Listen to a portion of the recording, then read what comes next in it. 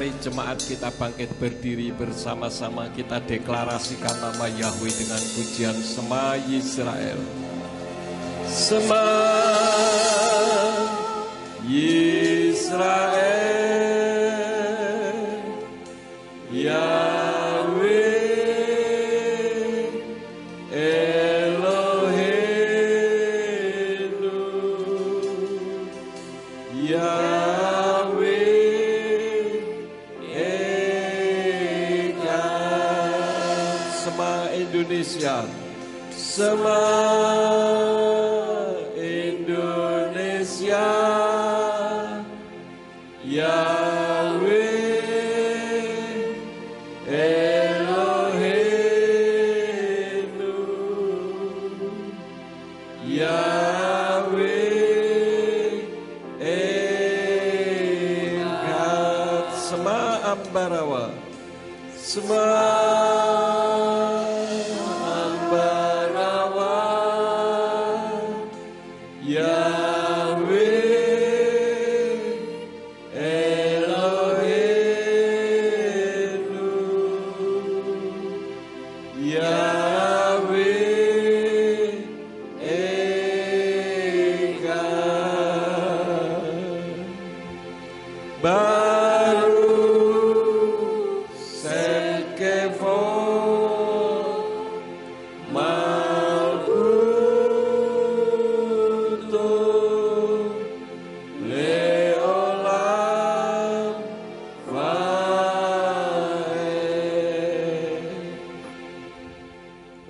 Semua kuasa penguasa roh jahat di udara harus mendengar, bukan hanya yang ada di Israel, tetapi juga seluruh Indonesia dan bahkan di Ambarawa serta di seluruh dunia, bahwa Yahweh Elohim kita, Dia Echad, Dialah satu-satunya Elohim yang layak berhak untuk menerima hormat, pujian dan syukur. Itulah sebabnya pada saat ini kami memuji-muji dan meninggikan nama-Mu. Sekarang ya Tuhan, waktunya untuk kami mendengar isi hati-Mu. Urapi hamba-Mu dan urapi setiap kami yang mendengar firman-Mu dengan urapan yang sama. Dan jika ada kuasa penguasa roh jahat di udara yang berusaha untuk memalingkan alam pikiran kami dari kebenaran firman, di dalam nama Adonai Yeshua HaMashiach kami perintahkan Kau pergi keluar, tinggalkan tempat ini. Tinggalkan setiap hati dan pikiran kami, baik yang ada di ruangan ini maupun yang mendengarkan dari rumah masing-masing. Berikan kemampuan kepada kami bukan hanya untuk mendengar firman-Mu saja, melainkan juga melakukannya di dalam kehidupan kami. Tegur kami dan ajar kami supaya hidup kami semakin benar di hadapan-Mu. Demi nama Adonai Yeshua HaMashiach, Tuhan dan Juru Selamat kami sudah berdoa dan mengucap syukur. Haleluya. Semua yang percaya katakan amin. Silahkan duduk. Bapak Yahweh memberkati. Shalom Aleichem. Puji Bapak Yahweh, Bapak Ibu Saudara sekalian, pada saat ini sesuai dengan flyer yang sudah saudara dengar, firman Elohim pada saat ini saya beri judul penyelamatan jiwa melalui darah. Saudara-saudara, sebetulnya firman yang saya bawakan ini adalah dasar kekristenan, sangat mendasar. Tetapi banyak kali di internet sekarang ini, saudara-saudara, adanya orang yang kebingungan ketika disodori ayat-ayat firman Elohim. Saya melihat satu kenyataan itu, bahwa di akhir zaman itu akan ditandai terjadinya banyak yang murtad. Di dalam kitab Matius atau Matius 24 ayat yang ke-10 dikatakan, dan pada waktu itu banyak orang akan tersandung dan mereka akan mengkhianati seorang terhadap yang lain dan akan membenci seorang akan yang lain. Dan ini merupakan terjemahan dari Indonesian Literal Translation. Sekarang kita melihat terjemahan dari Yayasan Lembaga Alkitab Indonesia yang di bawah di situ dikatakan, dan banyak orang akan murtad dan mereka akan saling menyerahkan dan saling membenci. Ini sebuah kenyataan, saudara-saudara, bahwa pada akhir zaman ini banyak terjadi pemurtatan. Jadi ketika saya melihat suatu kenyataan adanya banyak orang Kristen yang meninggalkan kekristenan, jangan saudara pikir saya mengalami kesedihan. Tidak, justru saya bersukacita. Loh, kok aneh? Karena menunjukkan bahwa firman Tuhan itu benar adanya. Kenapa? Toh orang yang murtad adalah orang yang tidak mengerti firman. Jadi meskipun dia ada di dalam kekristenan, juga tidak punya dampak sama sekali. Karena tidak ngerti apa-apa, saudara-saudara. Dasar kekristenan pun tidak dipahaminya. Nah, sekarang pertanyaannya, kenapa akhir zaman ini banyak orang Kristen yang murtad? Entah itu istilahnya tersandung akibat dari ayat-ayat firman yang simpel saja, orang sudah meninggalkan Elohim. Mungkin bagi saudara yang tidak sering nonton di YouTube, ini tidak terlalu berdampak. Ya tidak salah juga saudara punya konsep, punya prinsip, sekali percaya kepada Bapa Yahweh di dalam nama Yeshua HaMashiach dan Ruach HaKodes untuk selamanya. Itu tidak salah. Tetapi kalau ada orang bertanya, harus kita bisa menjawab. Lalu kalau saya tidak bisa menjawab, bagaimana Pak? Karena saya tidak sekolah teologi. Gampang, tinggal saudara tunjukkan saja YouTube saya, itu sama saja dengan saudara sudah memberikan jawaban. Nah, yang menjadi pertanyaannya, kenapa akhir zaman banyak orang Kristen tersandung dan murtad? Yang pertama, tidak mengerti firman. Sama sekali tidak ngerti. Pokoknya saya tiap minggu datang ke gereja. Jadi hal yang pertama, tidak mengerti firman. Yang kedua, sebetulnya tidak salah juga kalau orang tidak mengerti firman. Yang kedua, kenapa tadi saya katakan tidak salah juga banyak orang Kristen yang tidak mengerti firman?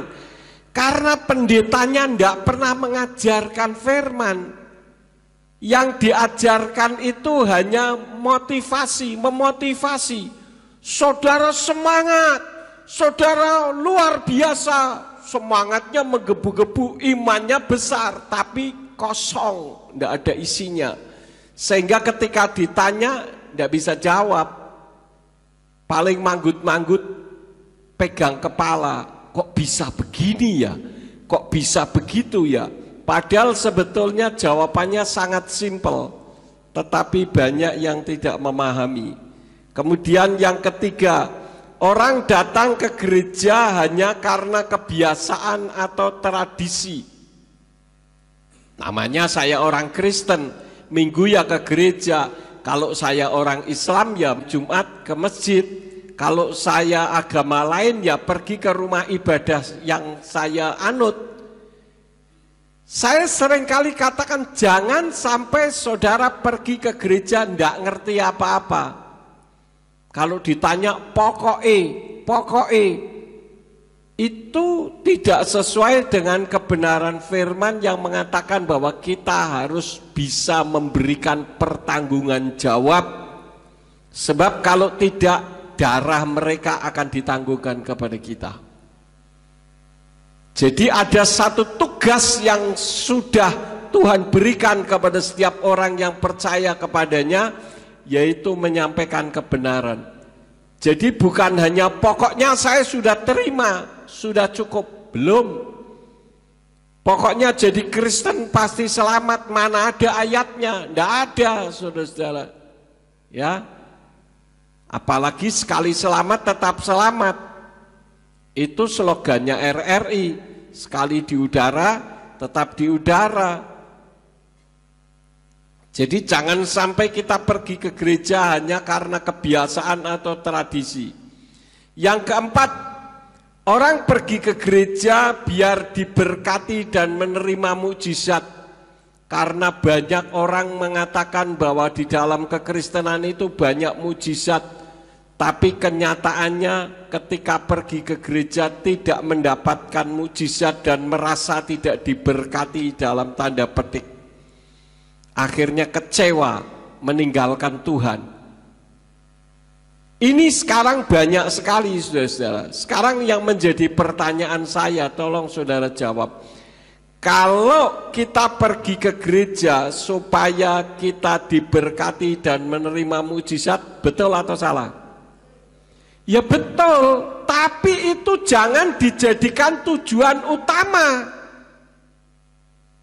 Kalau kita datang kepada Tuhan di dalam gereja dengan tujuan untuk lebih mendekatkan diri kita kepada Tuhan, kemudian berkat dan mujizat itu selalu menyertai, itu kan sudah sesuai dengan kebenaran firman. Carilah terlebih dahulu kerajaan Elohim dan kebenarannya, maka semuanya akan ditambahkan.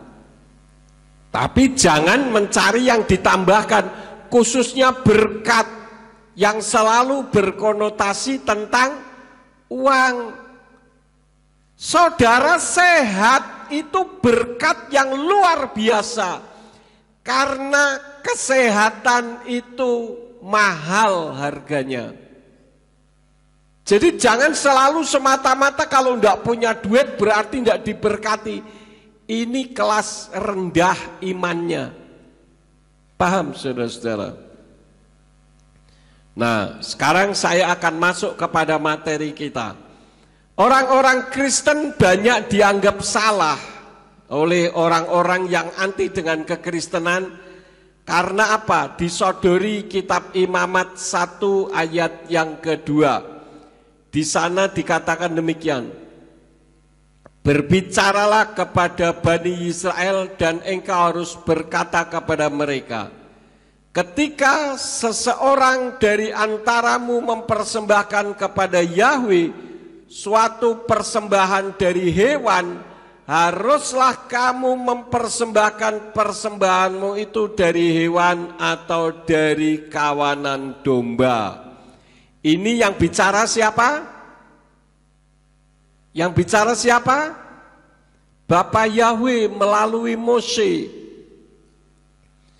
Nah, Bapak Ibu Saudara sekalian, hal itu juga terungkap bagaimana Bapak Yahweh mengampuni Adam dan Hawa dengan menutup aurat mereka dengan kulit binatang.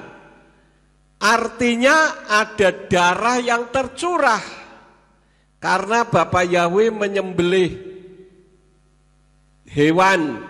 Sama seperti ayat di Imamat tadi, harus ada korban darah dari hewan.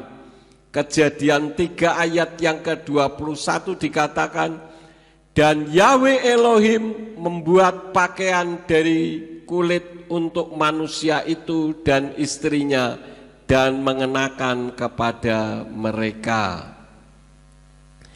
Jadi saudara-saudara, alasannya bukan dari darah manusia, apalagi darah Yeshua HaMashiach. Kenapa kamu jadi Kristen mengatakan bahwa keselamatan melalui darah Yeshua HaMashiach, sedangkan ayat-ayatnya tadi tidak mengatakan demikian? Cekelan das, pegang kepala. Iyo, bagaimana ini? Terus berarti kekristenanmu salah. Mikir, tambah mikir saudara-saudara. Jadi kerjaannya mikir terus, tetapi tidak mampu memberikan pertanggungan jawab. Nah sekarang yang menjadi pertanyaannya, kalau ada orang yang menanyakan seperti itu, ini kan pertanyaan simple, pertanyaan dasar kekristenan. Tapi realitas membuktikan banyak orang Kristen yang tidak bisa menjawab. Walaupun sebetulnya konteks yang disampaikan tadi beda dengan konteks kekristenan pada masa kini ketika Yeshua sudah ada di atas muka bumi ini. Nah, yang menjadi pertanyaannya bagaimana menjawabnya? Yang pertama, saudara-saudara, kita kembalikan, tadi kan dikatakan bahwa keselamatan melalui darah adalah darah hewan, tetapi bukan darah manusia. Sedangkan kamu orang Kristen menganggap darah Yeshua HaMashiach mampu menyelamatkan kita. Kembalikan dulu dengan jawaban ini. Yeshua HaMashiach itu bukan manusia, melainkan Elohim yang jadi seperti manusia. Bisa dipahami saudara-saudara? Ya, saya tegaskan. Elohim yang jadi seperti manusia. Seperti manusia, ini penting. Dulu orang berpikir bahwa Yeshua HaMashiach itu 100% manusia, 100% Tuhan. Dulu statement saya begitu. Tetapi setelah mengenal Bapa Yahweh, saya katakan statement saya salah. Salah total. Kenapa? Kalau Yeshua itu 100% manusia, dia dilahirkan dari percampuran benih spermatozoid dan ovum. Sedangkan Yeshua dilahirkan dari Ruach HaKodes. Bukan percampuran benih sperma laki-laki dengan sel telur perempuan. Semua manusia yang hidup di atas muka bumi selalu dihasilkan dari percampuran spermatozoid dan ovum. Yeshua bukan.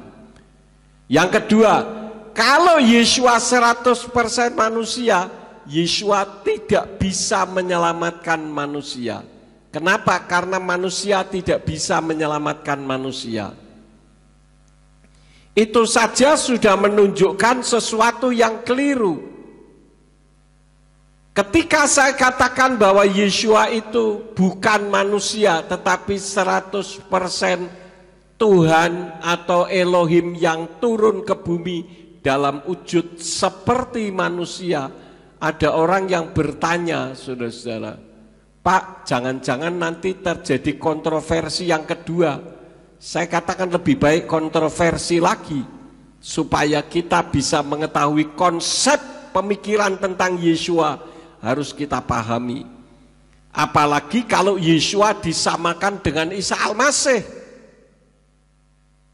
Beda, Yeshua beda dengan Isa. Jadi tidak bisa disama-samakan. Kalau ada orang yang menyamakan, kitab suci katakan ada Injil yang berbeda, itu adalah Injil yang palsu. Jadi kalau ada kabar baik yang beda dengan kabar baik atau Injil yang kita pelajari sesuai dengan kitab suci kita, itu bukan Injil. Jadi saya tegaskan Yeshua itu Elohim yang menjadi seperti manusia. Jadi wujudnya saja manusia. Tapi dia manusia atau bukan? Bukan. Saudara bisa jawab dengan tegas, Yeshua bukan manusia, tapi Tuhan yang seperti manusia. Kok Pak Yakub mentuhankan Yeshua? Saya tidak pernah mentuhankan Yeshua, tetapi Yeshua dari sononya memang sudah Tuhan. Jadi tidak perlu dituhankan. Karena itu dia tidak perlu mengatakan aku Tuhan, sembahlah aku. Tidak perlu. Yang mengatakan minta disembah siapa, saudara-saudara? Setan. Yeshua tidak butuh mengemis cinta untuk minta disembah, karena dia adalah Elohim yang layak disembah. Ayatnya mana? Filipi 2 ayat yang ke-8. Di sana dikatakan, dan supaya didapati dalam pola seperti manusia, dia sudah merendahkan dirinya sendiri dengan menjadi taat sampai pada kematian, bahkan kematian di di kayu salib. Saya garis bawahi kata ini. Pola apa saudara? Seperti manusia. Kalau seperti manusia, dia manusia atau bukan? Bukan. Jadi kalau ada orang menghina saudara, dasar raine kaya ketek, dasar mukanya seperti kera misalkan, tidak usah marah. Karena bukan kera. Bisa dipahami saudara-saudara. Seperti itu bukan sama dengan, ya.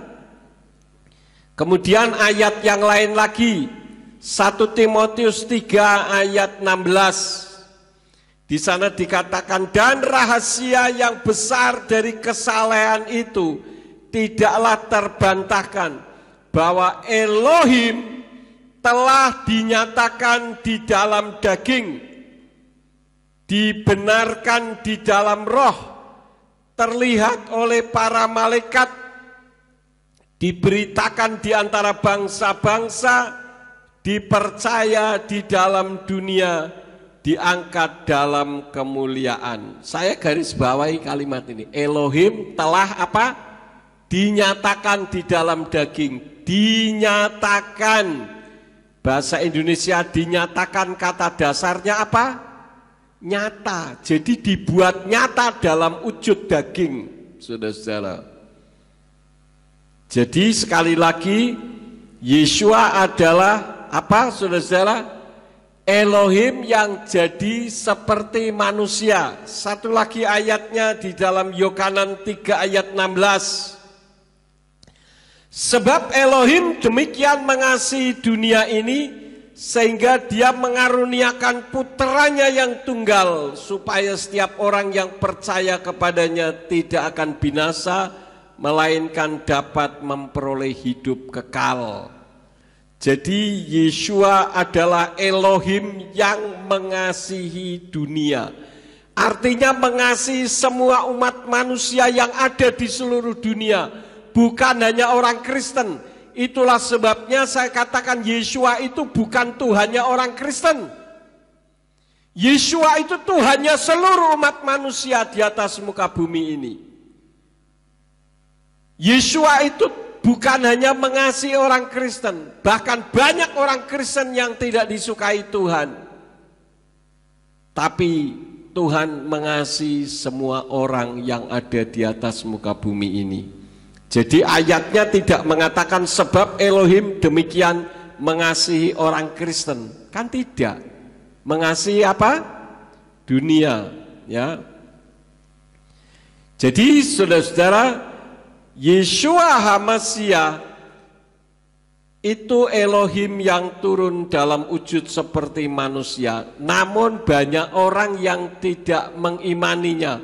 Bahkan yang aneh, ini betul-betul aneh. Dulu ketika belum mengenal Bapa Yahweh, orang ini mengakui Yeshua sebagai Elohim. Tapi ketika sudah mengenal Bapa Yahweh, orang mengatakan bahwa Yeshua itu bukan Yahweh. Nah ini kan aneh.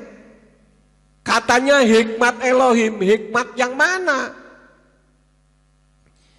Yeshua HaMashiach itu sampai disalib karena dianggap menghujat Elohim. Karena dianggap manusia biasa tetapi mengaku sebagai Elohim. Itu anggapan orang Yahudi. Di dalam Yohanan 10 ayat yang ke-33 dikatakan, orang-orang Yahudi itu menjawab kepadanya dengan berkata, kami merajam engkau bukan dengan sehubungan dengan suatu perbuatan yang baik, melainkan sehubungan dengan penghujatan.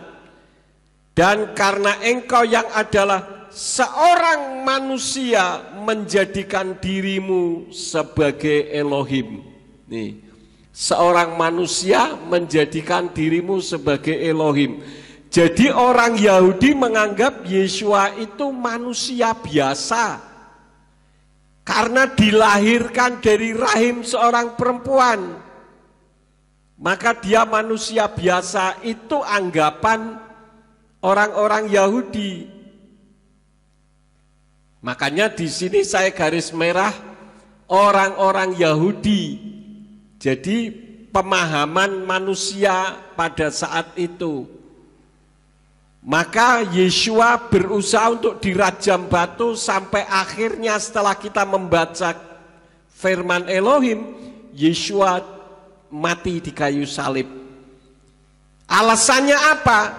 Karena seorang manusia menjadikan dirimu sebagai Elohim. Itu anggapan orang Yahudi, padahal Yeshua bukan manusia yang menjadi Elohim.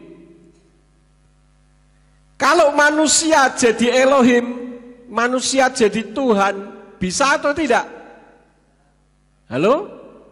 Enggak bisa manusia jadi Tuhan. Kalau Tuhan jadi seperti manusia, bisa. Paham saudara-saudara? Makanya Yeshua itu tidak butuh sanjungan. Kalau ada orang tanya begini, Pak Yakub tunjukkan satu ayat yang mengatakan, aku Tuhan, sembahlah aku, maka aku akan jadi orang Kristen. Jawaban saya, enggak usah jadi Kristen. Kalau hanya itu yang diminta. Karena yang meminta untuk disembah itu bukan Tuhan tapi setan. Saya juga tidak percaya kalau kamu manusia. Lu kok bisa? Karena kamu tidak pernah mengatakan aku manusia, dengarkan aku. Kan begitu? Sama kan? Jadi ini yang harus kita mampu menjawab ketika orang bertanya kepada kita. Nah sekarang selanjutnya, kalau Yeshua HaMashiach itu Elohim, siapa sebenarnya Yeshua itu?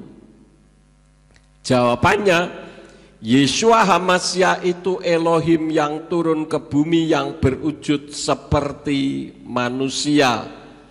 Ayatnya di dalam kitab Injil Yohanan 8 ayat yang ke-24 dan 27.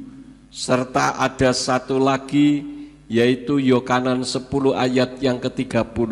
Coba kita lihat ayatnya. Nah, ini kalau dibaca dari sini ke sini bunyinya laken amarti lakem ki tamutu vakatotehem ki imlo ta'aminu fi ki anihu tamutu vakatotehem.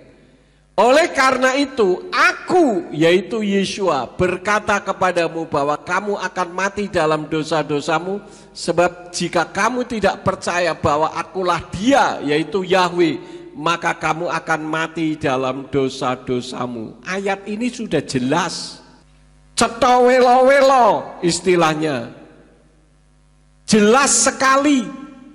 Tapi orang Yahudi tidak ngerti. Sama seperti penyembah Bapa Yahweh yang mengatakan Yeshua itu bukan Yahweh dalam wujud seperti manusia, tapi beda pribadi. Nah kalau beda pribadi, pertanyaan saya, Tuhanmu itu ono piro? Tuhanmu itu ada berapa? Saya tanya kepada saudara, Tuhan kita ada berapa? Satu loh, pinter saudara daripada doktor, profesor teologi. Kita lihat selanjutnya. Nah, wahemlo hevinu zotki al-ha'af diber alehem. Mereka tidak mengerti bahwa Dia, yaitu Yeshua, membicarakan siapa? Bapa kepada mereka. Yang dalam tanda kurung itu tidak ada, saya yang nambahi supaya lebih jelas. Ya, ditambahi supaya lebih jelas, bukan nambahi ngawur. Itu saudara-saudara. Sekarang Yohanan 10 ayat yang ke-30. Perhatikan. Wa ani wa ha'af echad. Dan, wa itu dan. Wa itu dan ya. Aku, Yeshua dan Bapa itu satu. Ini juga dikatakan, oh itu maksudnya satu visi dan satu misi. Tidak ada tuh ayat satu visi dan satu misi. Ini baru nambahi firman, memberikan tafsiran. Kalau yang tadi saya katakan tanda kurung itu bukan menafsirkan, tapi memperjelas. Paham saudara-saudara? Sekarang selanjutnya, tadi Yeshua itu kan Bapa. Aku dan Bapa satu. Jika engkau tidak mengakui bahwa aku adalah Dia, yaitu Bapa, maka engkau akan mati dalam dosa-dosamu. Pertanyaannya, siapa yang disebut Bapa? Di dalam kitab Matius atau Matius 6 ayat yang ke-9, Yeshua pernah mengajarkan doa Bapa kami dengan mengatakan, oleh karena itu, hendaklah kamu berdoa demikian, Bapa kami yang di sorga, dikuduskanlah namamu. Ya, artinya apa dari ayat ini? Artinya ada Bapa yang tinggalnya di sorga, bukan Bapa yang ada atau yang tinggalnya di bumi. Kalau Bapa yang tinggalnya di bumi siapa? Pak Yanto, Pak Bambang, itu Bapak yang tinggal di bumi. Tapi dengan doa Bapa kami yang Yeshua ajarkan, Bapa kami yang ada di sorga, dikuduskanlah namamu. Avinu seba samayim yit kadas meka. Artinya ada Bapa yang tinggal di sorga. Nah sekarang pertanyaan lebih lanjut, siapa yang disebut Bapa yang tinggalnya di sorga? Ada beberapa ayat. 1 Raja-Raja 8 ayat yang ke-30 dikatakan, dan engkau kiranya mendengarkan permohonan hambamu dan umatmu Israel apabila mereka berdoa di tempat ini. Ya, engkau akan mendengar di tempat kediamanmu di sorga, dan engkau akan mendengar dan akan mengampuni. Saya garis bawahi kata-kata tempat kediamanmu di sorga. Jadi ada Bapa yang tinggal di sorga. Kemudian 1 Raja-Raja 8 ayat yang ke-39. Maka engkau pun mendengarkannya di sorga tempat kediamanmu, dan mengampuni dan bertindak serta membalaskan kepada setiap orang sesuai dengan seluruh jalannya, karena engkau mengenal hatinya, karena engkau sajalah yang mengenal hati semua keturunan Adam. Jadi saya garis bawahi dalam kasus yang sedang saya terangkan adalah Bapa di sorga yang tempat kediamannya di sana, bukan di tempat yang lain.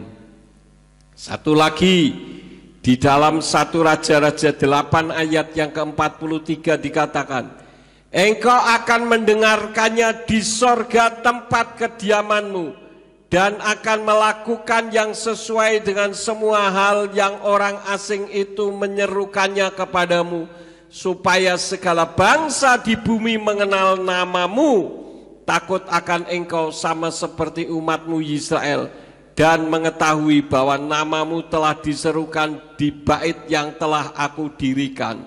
Di sini dikatakan apa?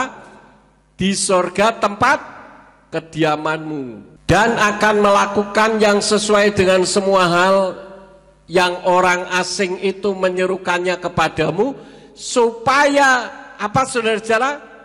Segala bangsa di bumi mengenal namamu, supaya segala bangsa di bumi mengenal namamu.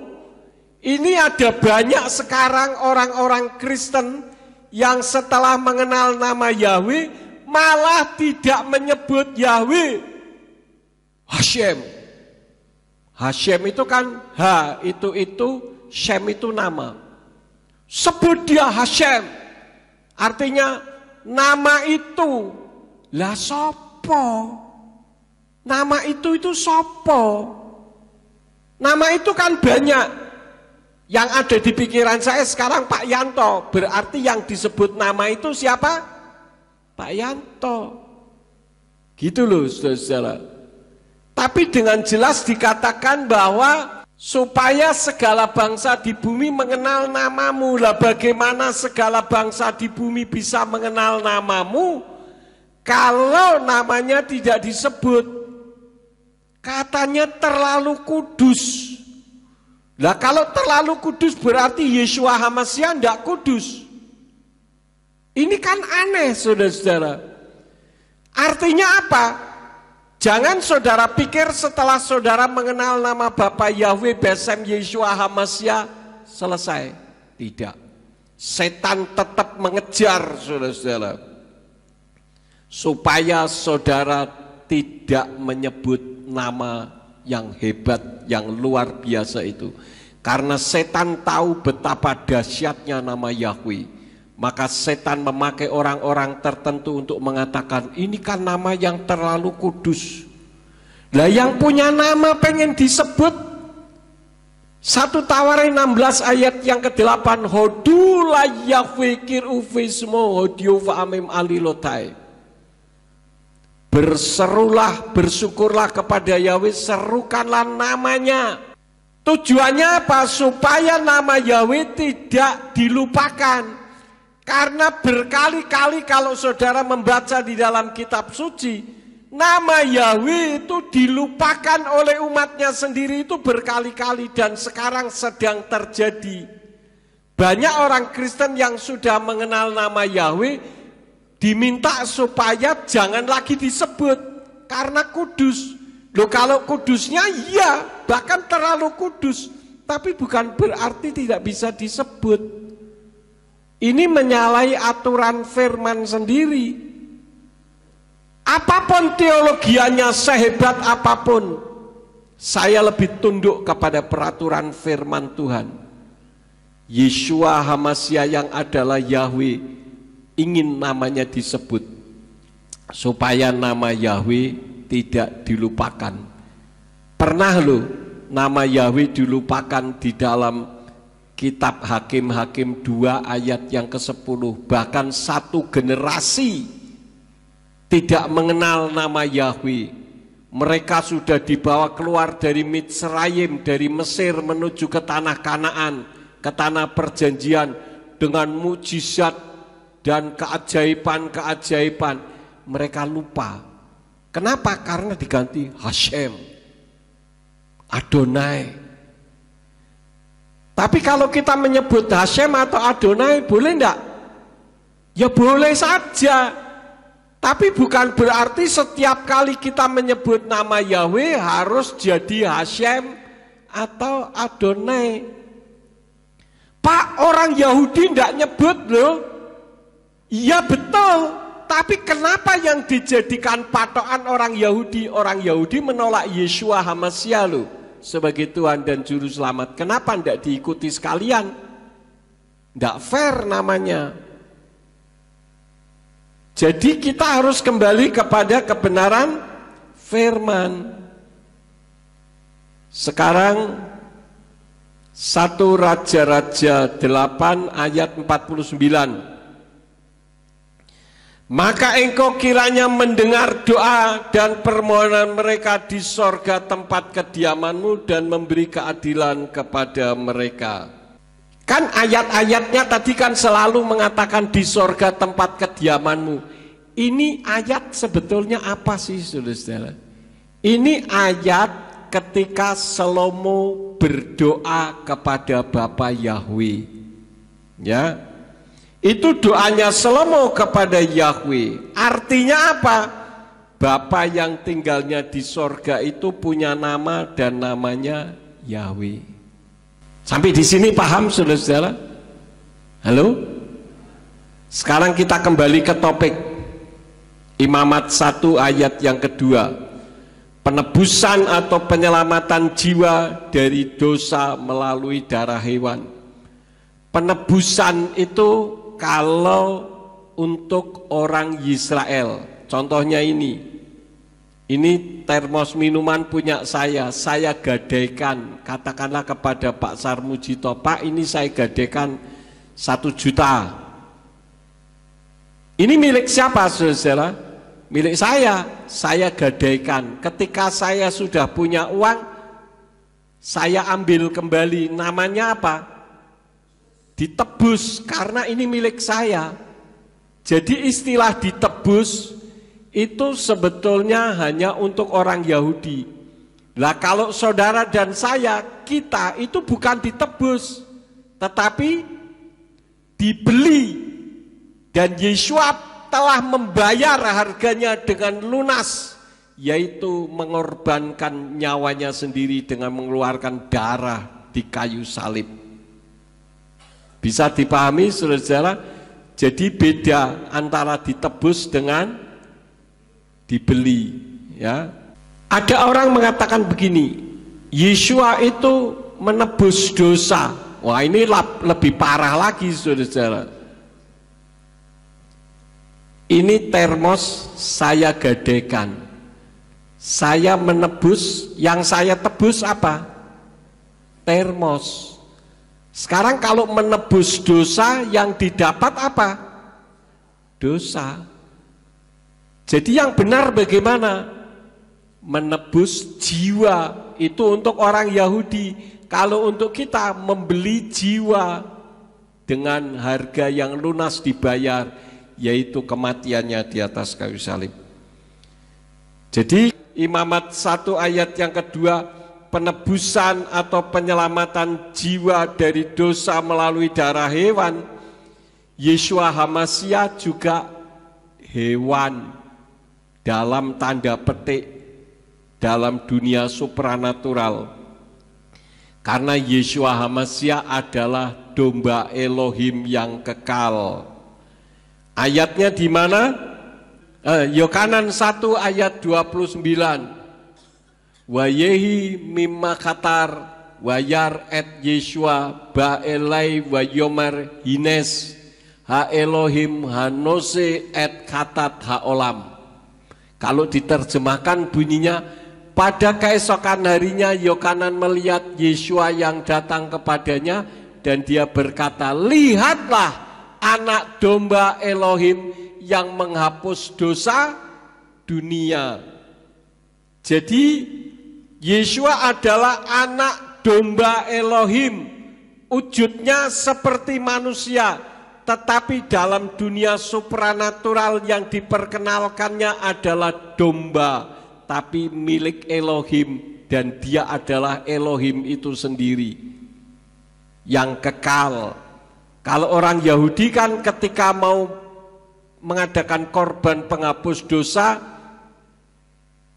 menyembelih hewan, mau melakukan menyembelih hewan lagi. Kalau Yeshua adalah domba Elohim yang kekal, jadi cukup sekali menerima Yeshua HaMasyiah pasti diselamatkan. Tetapi itu masih koma, ada kelanjutannya, yaitu melakukan firman, ya. Dan Yeshua yang adalah anak domba Elohim itu menghapus dosa dunia, bukan dosanya orang Kristen.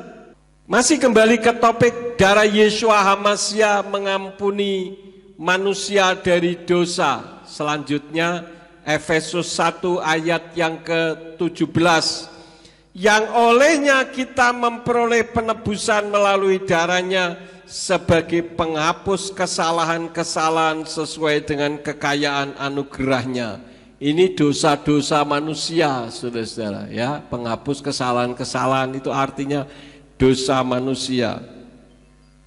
Kemudian Ibrani 9 ayat yang ke-22, dan hampir segala sesuatu disucikan dengan darah menurut Torah, dan tanpa penumpahan darah pengampunan tidak terjadi. Kalau di terjemahan Indonesian Literal Translation, Taurat kalau tidak salah. Coba sih bisa ditayangkan enggak? Ibrani 9 ayat yang ke-22 dari Indonesian Literal Translation, coba dikeluarkan. Torah apa Taurat? Taurat T ya? Oh, Torah. Ya sudah benar. Sekarang yang LAI, ya itu sudah Torah ya.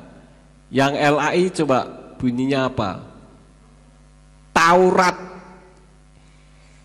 LAI menerjemahkan Torah dan Taurat itu satu, yaitu Taurat. Padahal Taurat itu harus kembali kepada akar Ibraninya, Torah atau Torat. Kalau Torah itu pengajaran atau hukum, sedangkan Torat itu teori. Mitzvot, Kabalah, Zohar, ya, Talmud, itu Torat. Tetapi kalau Torah itu hukum atau pengajaran, dan Torah tidak pernah berubah. Kalau ada orang yang mengatakan bahwa kita tidak lagi melakukan Torah karena Torah sudah tidak berlaku lagi, saya mau tanya, jangan membunuh, jangan mencuri, jangan berzina, jangan mengingini milik sesama manusia, itu Torah bukan? Torah. Lah kalau sudah tidak berlaku berarti kita bisa membunuh, bisa mencuri dan sebagainya karena sudah tidak berlaku. Paham saudara-saudara? Lalu yang tidak berlaku apa? Sidurnya yang tidak berlaku. Karena dulu zaman masih yang ada dalam kitab suci kan harus melakukan begini, harus melakukan begitu.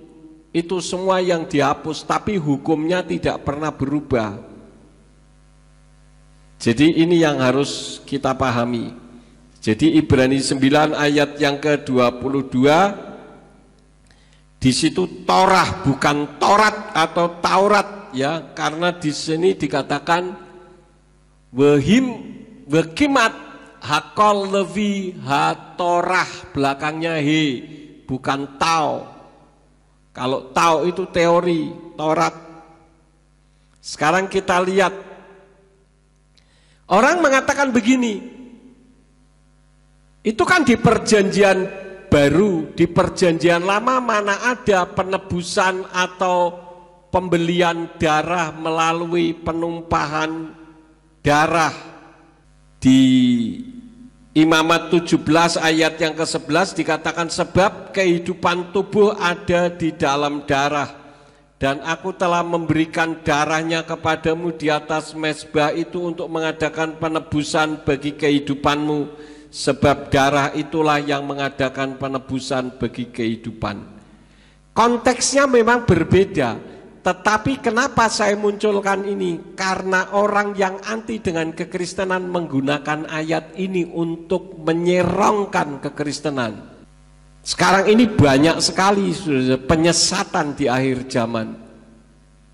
Ini kan ayatnya tidak ada kaitan kena-mengena, tapi saya munculkan karena saya lihat di internet, ayat ini yang dipakai dan orang Kristen jadi limbung, kayak orang ditinju kepalanya, dek langsung kliang, tidak bisa jawab, bingung. Ya, kita kembali ke topik. Yeshua HaMashiach bukan manusia yang dijadikan Tuhan, tetapi Tuhan yang menjadi seperti manusia. Ini yang sudah menjadi prinsip kita. Masih juga dikejar, saudara-saudara. Oke, kamu mengatakan Yeshua HaMashiach bukan manusia, tetapi Tuhan. Oke, katanya begitu. Sekarang saya mau tanya, Yeshua HaMashiach kan datang hanya untuk orang Israel. Nah, bingung lagi, saudara, ya. Ayatnya di mana? Ditunjukkan ayatnya, Matius 15 ayat yang ke-24. Dan seraya menanggapi dia berkata, aku tidak diutus kecuali kepada domba yang hilang dari keluarga Israel. Dan seraya menanggapi dia berkata, aku tidak diutus kecuali kepada domba yang hilang dari keluarga Israel. Loh? Yeshua hanya untuk orang Israel? Iya yo. Lah aku kan dudu wong Israel. Iya yo, bingung lagi saudara-saudara, ya. Kalau ada jawaban seperti itu, jawabnya bagaimana? Benar. Betul, 1.000.000 semiliar % benar. Yeshua memang diutus untuk domba-domba Israel. Betul, saya mengamini. Tetapi, lanjut. Karena kedegilan orang Israel, maka keselamatan dialihkan kepada bangsa-bangsa lain. Jadi tembakannya ndak kena sasaran, diles cing, gitu saudara. Pelurunya nyasar ke sana, ndak kena sasaran. Ayatnya mana? Matius 21 ayat 43. Oleh karena itu aku berkata kepadamu bahwa kerajaan Elohim akan diambil daripadamu dan akan diberikan kepada bangsa lain yang menghasilkan buah-buahnya. Orang Yahudi tidak menghasilkan buah-buahnya. Tetapi anehnya banyak orang Kristen yang menolak Yesua selalu mengacunya kepada orang Yahudi. Orang Yahudi saja tidak menyebut Yahweh karena mereka lebih taat kepada Talmud daripada taat kepada firman itu sendiri. Nah, yang jadi masalahnya, Talmud itu firman Tuhan atau bukan? Bukan, itu bukan firman Elohim. Satu lagi ayatnya, Kisah Rasul 13 ayat 46. Namun sambil berbicara dengan berani, Rabi Saul dan Barnabas berkata, adalah perlu bahwa firman Elohim pertama-tama dibicarakan kepadamu. Pertama-tama dibicarakan kepadamu. Kepada siapa? Kepada orang Yahudi, orang Israel. Tetapi karena kamu menolaknya dan kamu memutuskan bahwa dirimu sendiri tidak layak untuk hidup kekal, lihatlah, kami dibelokkan kepada bangsa-bangsa lain. Jadi para rasul pun ketika diminta oleh Ruach HaKodes untuk berbicara kepada bangsa goyim atau bangsa kafir, istilah dalam kitab suci, mereka sendiri awalnya menolak. Tapi karena yang menyuluh Ruach HaKodes, mereka tidak bisa apa-apa. Akhirnya bangsa kafir diselamatkan. Siapa yang disebut kafir? Saudara dan saya itu kafir. Tapi kalau di Indonesia yang disebut kafir adalah orang yang tidak teriak kafir. Yang teriak kafir satu-satunya orang yang tidak kafir, kira-kira begitu. Tidak sesuai firman. Ya. Satu lagi di dalam Roma 1 ayat 16. Sebab aku tidak menjadi malu akan Injil Hamasya, karena Injil itu adalah kuasa Elohim untuk keselamatan bagi setiap orang yang percaya, baik pertama-tama bagi orang Yahudi maupun bagi orang Yunani. Nih, keselamatan bagi setiap orang yang percaya. Memang pertama-tama bagi orang Yahudi, tetapi kemudian juga untuk orang Yunani, itu orang goyim. Dan firman Elohim tidak pernah diberikan kepada goyim. Maka dari itu dengan tegas saya katakan, kitab perjanjian baru pun ditulis dalam bahasa Ibrani, bukan bahasa Yunani. Kalau dalam bahasa Yunani, berarti kita mengakui bahwa firman Elohim tidak cocok. Padahal firman Elohim katakan firman itu datang kepada orang Israel dan diterjemahkan, dan saya telah membuktikan di dalam kitab suci perjanjian baru aslinya ditulis dalam bahasa Ibrani.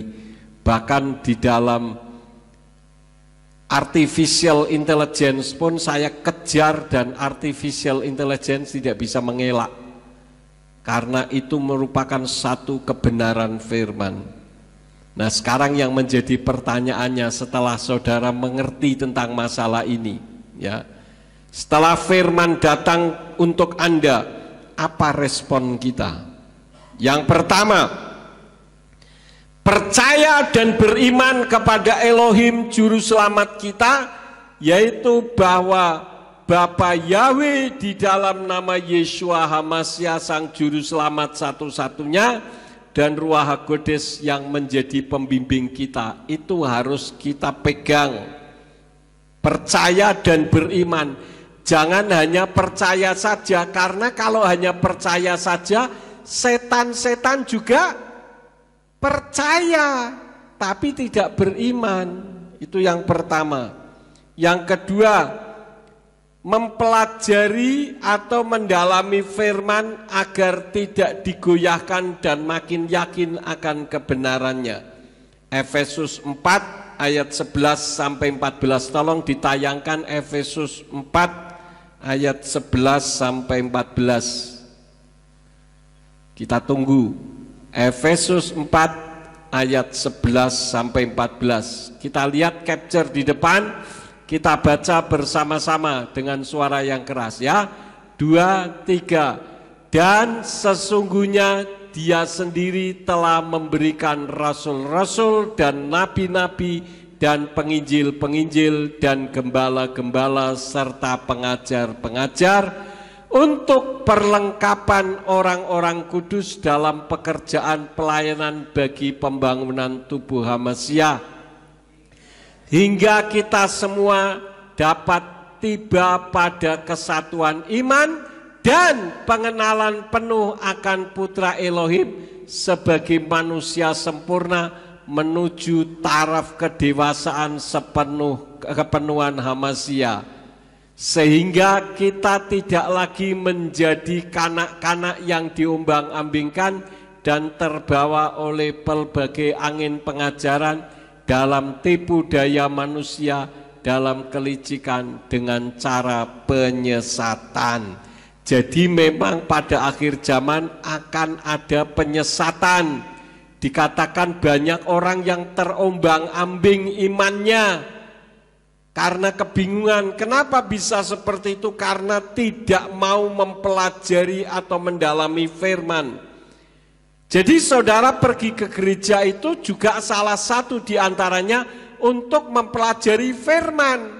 Itulah sebabnya saya selalu mengupayakan kalau menyampaikan firman berupa pengajaran, supaya saudara tidak diombang-ambingkan ngomong ini iya yo, ngomong itu iya yo, piye yo, bingung sendiri terus menerus. Itu harus dihilangkan dari kita.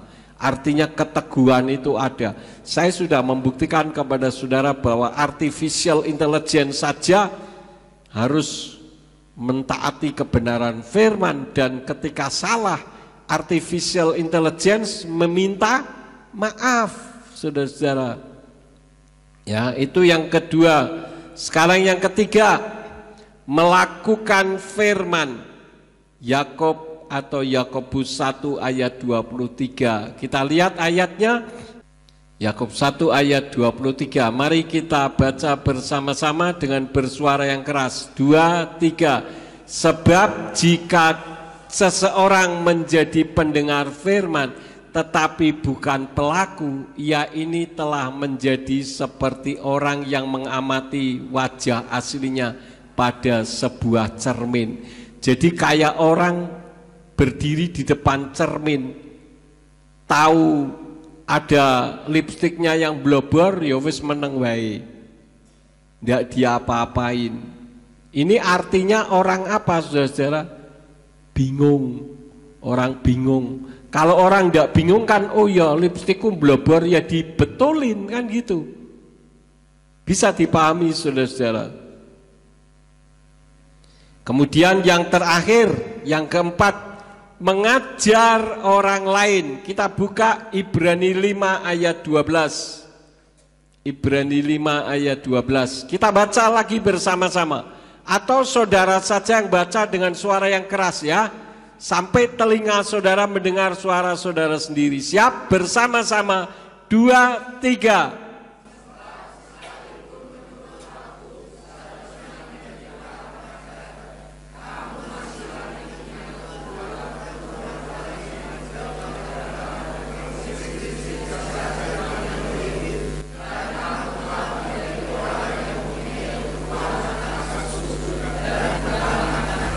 Iya, artinya harus terjadi perubahan di dalam kehidupan kita. Jangan dari dulu gitu-gitu saja. Dulu ndak bisa berdoa, sekarang ndak bisa berdoa. 10 tahun yang akan datang juga ndak bisa berdoa. Pak, Tuhan kan ndak berubah dahulu, sekarang, dan selama-lamanya. Ya kita harus sama. Keliru itu mengeterapkan ayat firman-Nya. Kemudian kebutuhannya hanya akan susu, bukan makanan keras. Ketika kena firman Tuhan ngamuk, pendeta kok ngamuk-ngamuk tok. Firman itu yang menguatkan iman. Saudara mau diberkati, haleluya. Double porsi, haleluya. Triple porsi, apalagi. Seneng yang begitu. Kalau semuanya serba manis, saudara kena kencing manis rohani atau diabetes rohani. Orang yang kena diabetes itu kan karena sering makan manis-manis, ya toh. Saudara mau menjadi orang sultan? Wah, mau Pak. Saudara mau duitnya banyak, mau pergi ke gereja jangan jalan kaki, pergi ke gereja naik mobil, semuanya punya mobil. Nah, nanti tempat parkirnya di mana? Jadi hanya apa ya? Menyenangkan telinga.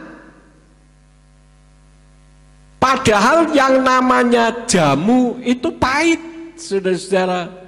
Kalau jamu manis itu sirup.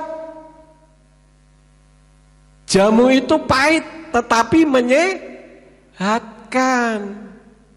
Jadi jangan ketika saudara kena firman Tuhan, minggu ngarep aku ralu ngoring gereja meneh wis.